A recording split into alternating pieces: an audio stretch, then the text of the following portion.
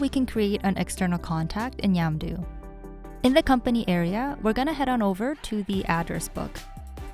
So we may be adding an external contact if we're sending things like call sheets and documents from within Yamdu to a freelancer or somebody who's currently not a user in the system.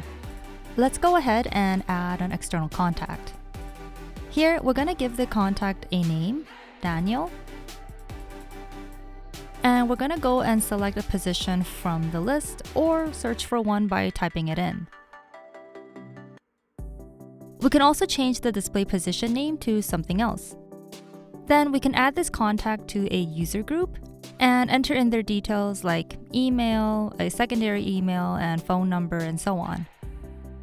Down here, we can add any other additional information we need, like contacts, skills, catering information, images, files, and notes if we have any. Then hit Create. If we want to search for a contact, we just need to enter their name and they'll show up right here. Or we can enter their position and all the contacts with the same position will pop up here, including Daniel.